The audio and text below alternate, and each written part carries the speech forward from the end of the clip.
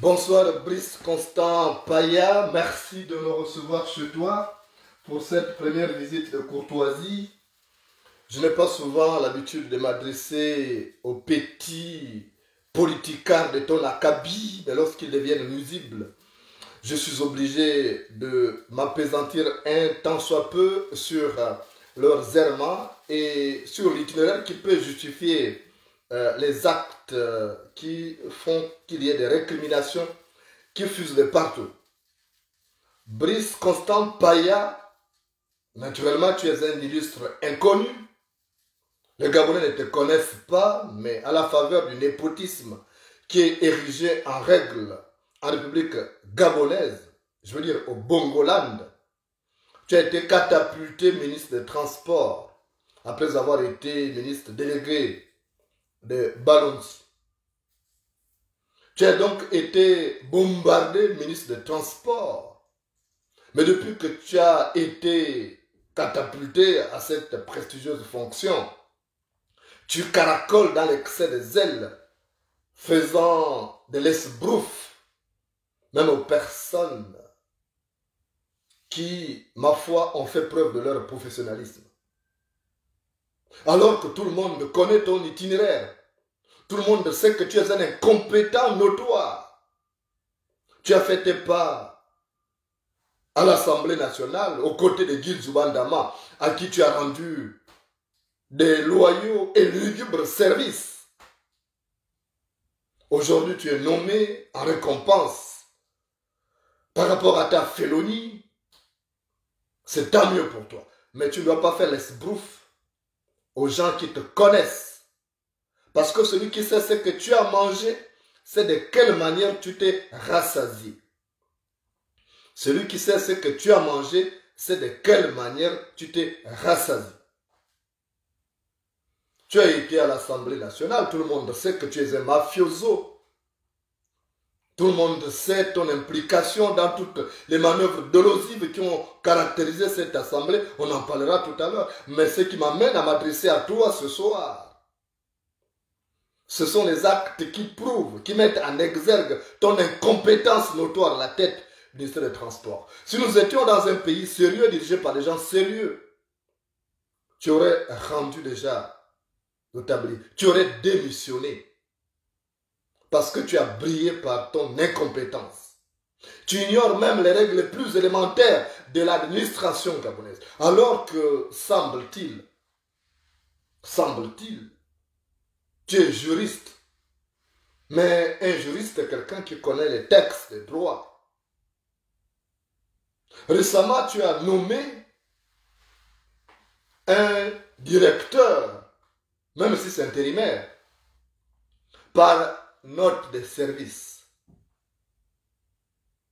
Lorsque j'ai appris cet acte, j'ai mis les mains sur la tête. J'ai dit oui, ça c'est quel imbécile qu'on a sorti de la forêt de Logoué Lolo. J'ai dit ça c'est encore quel imbécile qu'on a sorti de la forêt de Logoué Lolo qui ignore les textes les plus élémentaires de fonctionnement d'une administration. Tu as nommé Guy Patrick Ekomnzeng au poste de directeur intérimaire du bureau d'enquête sur les incidents et accidents d'aviation. Je tiens à te rappeler que tu es médiocre. Tu ne mérites pas d'être ministre. Les procédures de l'administration sont simples et tu ne vas pas changer ces procédures. Le chef de l'État nomme par décret. Retiens ça, tu peux prendre un stylo, tu retiens, parce que l'intelligence est un fruit qui se ramasse chez le voisin. L'intelligence est un fruit qui se ramasse chez le voisin. Le chef de l'État nomme par décret. Le ministre décide par arrêté. Et les notes de service sont les actes par lesquels les directeurs généraux, les secrétaires généraux d'abord, les directeurs et les chefs de service font fonctionner l'administration. C'est comme ça dans tous les pays sérieux dirigés par des gens sérieux. Donc, ta nomination est nulle et non avérée. Tu n'as pas à nommer un directeur à partir d'une note de service. Cela prouve ta médiocrité, ton infantilisme démagogique. Ça signifie que tu es un tocard, tu n'es bon que pour aller faire la chasse aux porcs-pics et aux sangliers dans les forêts de Logoué Lolo, dans les forêts giboyeuses de Logoué Lolo. Tu n'as pas nommé quelqu'un en dehors des procédures administratives en vigueur en République gabonaise. Tu n'as pas ce pouvoir. Ça signifie que tu es un médiocre. Je sais que la médiocrité est la valeur la plus partagée aujourd'hui au Gabon. Mais quand on est ministre, il faut avoir le sens de la direction des affaires. Mais toi, ça te manque. Ça te manque cruellement. Et je suis choqué de voir que mon pays est réduit à être dirigé par des blancs-becs de ton espèce. Ton long séjour à l'Assemblée nationale, au secrétariat général de l'Assemblée nationale, ne t'a donc pas permis de t'imprégner des règles qui régissent l'administration en République gabonaise. Donc toi, tu ne sais pas comment fonctionne l'administration. Mais alors, il ne te reste plus qu'à démissionner. Démissionne du gouvernement. Tu es un incompétent. Et d'ailleurs, je voudrais que tu anticipes. Parce que tu es sur la liste de départ. J'ai le plaisir de t'annoncer que tu es sur la liste de départ. J'ai déjà l'esquisse du gouvernement là. Tu n'es pas sur cette liste-là. Tu es partant. Et pour éviter la honte, je te conseille, mon cher frère, parce qu'on est Gabonais, c'est notre pays, je te conseille de démissionner déjà. Et comme ça, tu pourras utiliser des arguties qui peuvent te donner un semblant de personnalité. Tu pourras dire, bon, je veux partir moi-même du gouvernement. Tu sais, mon cher Brice Constant Paya, lorsque le lézard tombe du mur, il manque qu'il a voulu descendre. Lorsque le lézard tombe du mur, il manque qu'il a voulu descendre. Alors il faut donc démissionner. Parce que dans l'esquisse du prochain gouvernement, ton nom ne figure pas. Ginzuban m'a même proposé quelqu'un d'autre. Je connais, je ne veux même pas dire non, non, sinon tu vas peut-être l'empoisonner. Et toi-même, tu savais, tu pouvais pressentir que ton séjour au gouvernement n'est pas pour longtemps. Tu le sais, que tu n'allais pas rester longtemps au gouvernement à cause de ton incapacité notoire à diriger une administration. Tu le savais. Et c'est la raison pour laquelle tu as multiplié les voies d'échappement des fonds. Il y a aujourd'hui un scandale sur les visites techniques frauduleuses. Mais déjà, rien que ce scandale-là, on devait te demander de démissionner. Il y a le patron qui a été arrêté. Mais toi, tu as quelque chose à voir là-dedans. Parce qu'on m'a dit que tu as mis ta mafia partout. Là où il y a du grisby pour capter le grisby pour t'enrichir. Tu as placé tes hommes. Tu règles les comptes à ceux que tu as trouvés. Parce que tu veux placer tes hommes demain là où il y a de l'argent. Et comme on sait que tu es un mafieux, on connaît ton passé à l'Assemblée nationale. Pendant que nous y sommes, mon cher Brice Constant Paya, en 2005, les dirigeants de l'Assemblée nationale, en tête desquels votre sulfuré Ginzuban Dama, avaient décidé d'offrir un lotissement aux députés et au personnel administratif de l'Assemblée nationale. Et en 2006, il y a eu souscription à ce projet de lotissement. Les gens se sont manifestés. Et en 2009, lorsque Séraphin Mundunga, alors questeur de l'Assemblée nationale, est parti au gouvernement, c'est Jonathan Inyumba qui est devenu premier questeur qui a géré ce dossier. Et après là, votre mafia que vous avez mise en place à l'Assemblée nationale, parce qu'on reviendra là-dessus, votre mafia que vous avez mise à l'Assemblée nationale a mis le grappin sur les lotissements. Il y a une société qui a même été sollicitée pour ce travail. Vous avez mis le grappin, vous avez vendu les terrains. Le terrain qui était destiné aux députés et au personnel de l'administration de l'Assemblée nationale, vous avez vendu le terrain. Vous êtes des mafieux. Donc, l'argent que vous avez obtenu là ne vous a pas suffi. Il aurait fallu que tu arrives à la tête du ministère des Transports pour faire la mafia que tu fais en ce moment. Il faut que tu démissionnes du gouvernement avant qu'on te vire. Parce que ta présence à la tête du ministère des Transports est égale à ton absence. Aucun signal fort.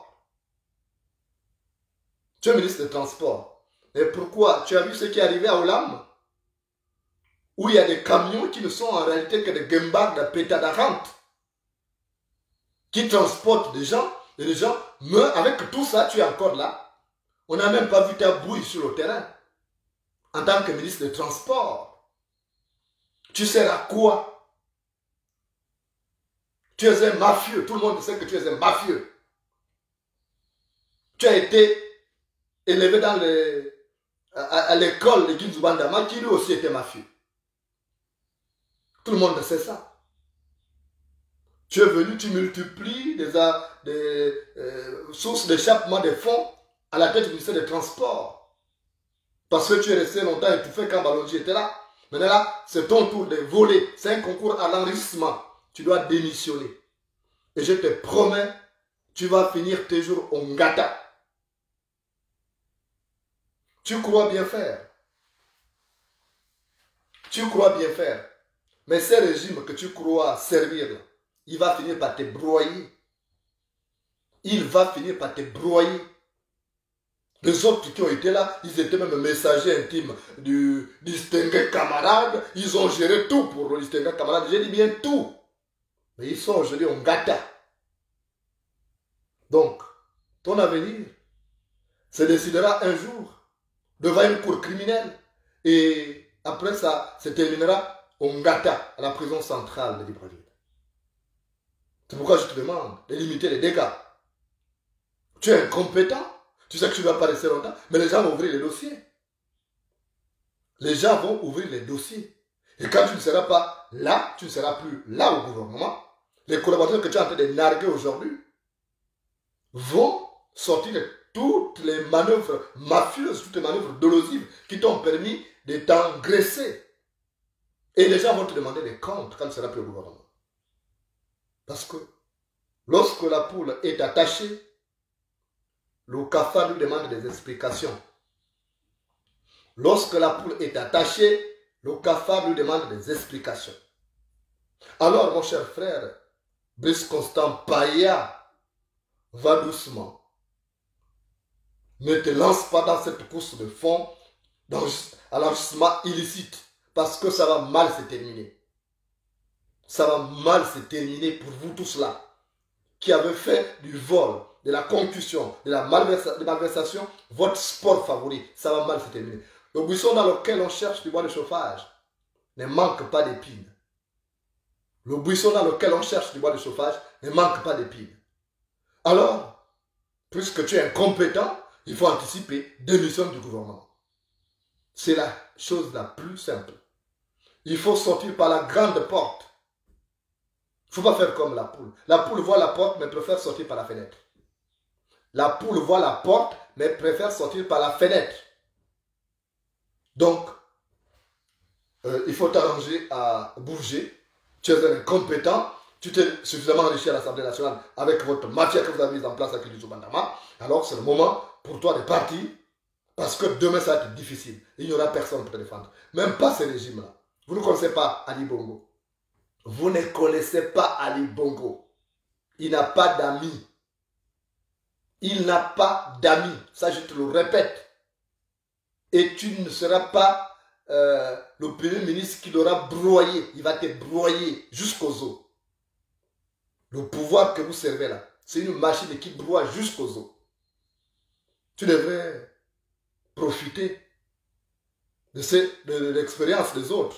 Ceux qui ont subi les avanies de ces régimes. De Brice Lacuche, Alianga, les autres, tous les autres les membres algériens qui sont en prison là. Tu devais comprendre ça. Donc, si ceux-là qui étaient très proches d'Ali Bongo ont été envoyés au militaire, mais ce n'est pas Menu Frétin de ton acabit qui va rester. Non, je suis désolé. Je suis désolé, tu ne peux pas. Et tu ne resteras pas, tu ne vas pas tenir le pouvoir en brillant par la kleptomanie qui fait partie de tes gènes. Ce n'est pas possible. On n'attrape pas un lion avec une toile d'araignée. On n'attrape pas un lion avec une toile d'araignée. Tu multiplies les actes aguichants, tu te dis que c'est de cette manière-là que tu vas conserver le pouvoir. Mais tu te trompes, mon cher Brice Constant Payen. Tu te trompes, tu te fourvoies. Mais demain, il sera trop tard. C'est pourquoi tu as intérêt vraiment à faire preuve d'autonomie financière. À ne pas trop piller les caisses de l'État. Parce que demain, ça va te rattraper. Ce que tu as fait là, je suis choqué. Tu viens régler les comptes. Tu prends par notre service, tu nommes des gens. Ça ne se passe pas comme ça. Je te rappelle les règles de fonctionnement de l'administration. Le président nomme par décret. Le ministre décide par arrêté. Et les notes de service, ce sont les actes par lesquels les secrétaires généraux, les directeurs et les chefs de service organisent le fonctionnement de l'administration. Voilà, c'est simple.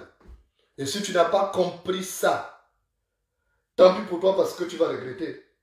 Ce régime ne va pas te protéger. Hein.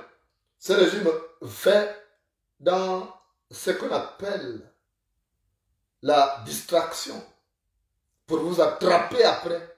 Si vous n'avez pas compris ça, c'est que vous allez mourir bête. Et quand vous allez mourir bête, on ne viendra pas à vos obsèques. Même si vous êtes nos frères. On sait que nous sommes tous des frères dans ce petit pays où tout le monde se connaît. Mais je te dis, fais attention parce que ça va mal se terminer pour toi. Tu crois bien faire en faisant ce que tu fais là. Mais quand ça va mal, l'excès des ailes, tu caracoles dans l'excès des ailes. Mais demain, tu vas le regretter avant toi et d'autres personnes. C'est ça que je voulais te dire. Et je vais d'abord terminer par une histoire que je vais te raconter qui va peut-être t'édifier.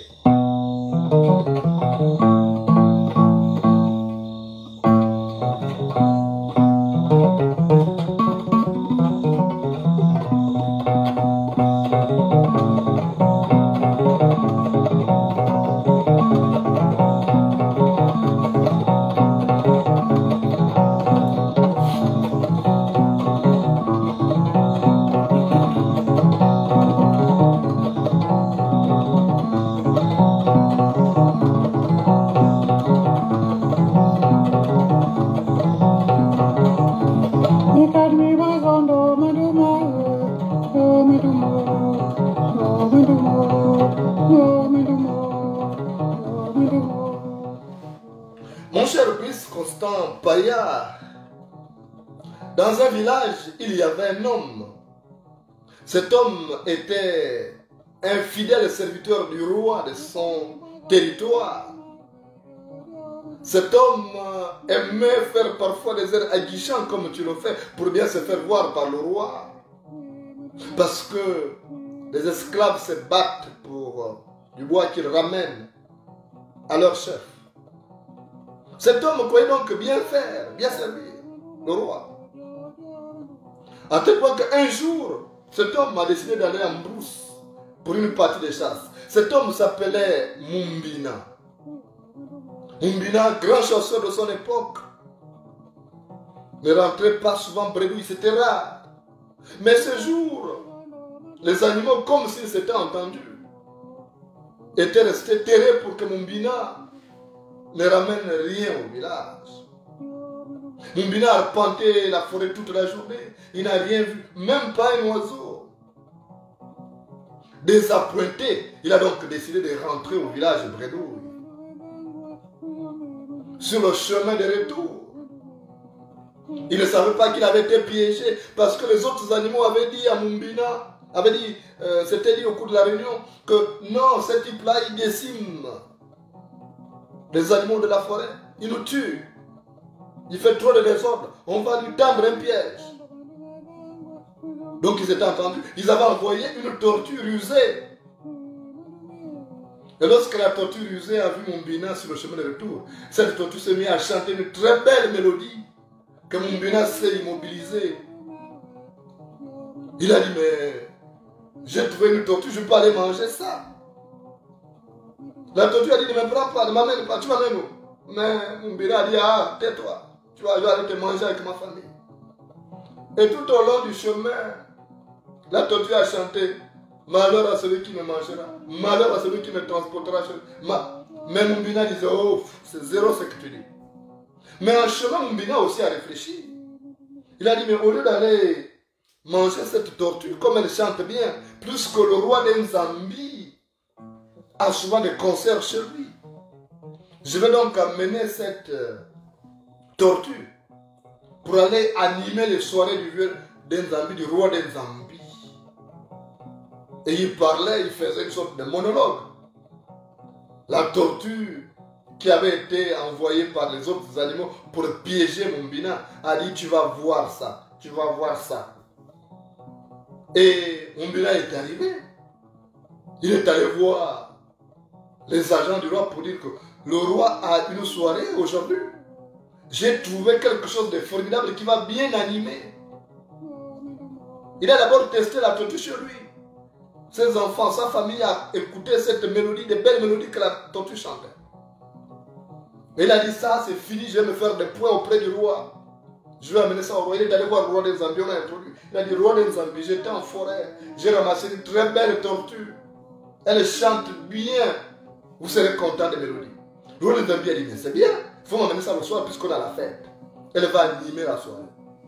Mais la tortue qui était là pour chercher à faire tomber Mumbina, il a dit, on va voir ça. Le soir venu, les gens étaient maintenant là, entourés.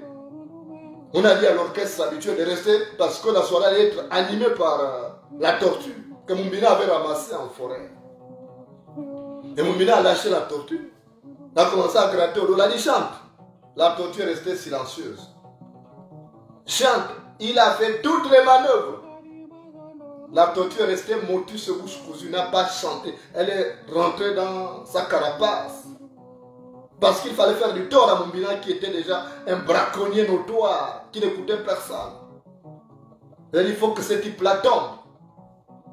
Donc le roi d'Enzambi qui avait annulé la prestation de l'orchestre était dessus. Il a dit, quoi Mumbina, tu as osé te moquer de moi? Tu te fous de moi? Tu me dis que la tortue chante. Maintenant les gens sont là. La tortue ne chante plus. Tu te fous de moi? Il a dit à ses gardes, allez, prenez ce type-là, amenez-le au mitard et allez en prison d'abord. Il se moque de moi. Mais c'est comme ça que Mumbina a perdu sa confiance. Il est allé d'abord au Ngata. Parce qu'on a pris ça comme une offense, outrage au roi. Il est allé au Ngata.